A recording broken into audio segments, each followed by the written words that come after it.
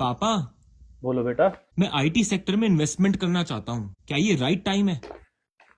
नहीं बेटा, एक बात याद रखना, आईटी शेयर नहीं खरीदने, बिल्कुल भी नहीं खरीदने। दूर दूर तक मोमबत्ती जला के उस पे हाथ रख के कसम खा लो, आईटी शेयर अभी नहीं खरीदने। आजकल बहुत से लोग बोल रहे हैं आईटी शेयर अपने सपोर्ट पर आ गए हैं, अब खरीद लो। लेकिन मार्केट सिर्फ चार्ट से नहीं चलता बेटा, साइकिल से चलता है। सच ये है कि कई बार सबसे खतरनाक जगह वही होती है जहां चीजें सस्ती दिखती है। अभी जो आईटी सेक्टर में गिरावट दिख रही है, सामान्य करेक्शन नहीं है, ये डिमांड स्लो डाउन का सिग्नल है। पिछले 3-4 साल में दुनिया भर की कंपनियों ने डिजिटाइजेशन पर जरूरत से ज्यादा खर्च किया। Cloud, software, transformation, automation. अब वही कंपनियां बेटे कॉस्ट कट मोड में है। जब क्लाइंट खुद ही खर्च कम करना चाहता है, तब आईटी कंपनियों को ऑर्डर कहां से मिलेगा? उनकी ऑर्डर बुक सपोर्ट नहीं करती। उनके ऊपर प्रेशर बनता है कम पैसों में काम करने का। ऊपर से बेटे कोड पे खाज एआई आ चुका है। पहले जो काम 50 इंजीनियर्स करते थे, अब वही काम ऑटोमेशन प्लस एआई टूल से कम लोगों में हो रहा है। मतलब रेवेन्यू ग्रोथ धीमी, हायरिंग रुकेगी, बिलिंग रेट घटेगा।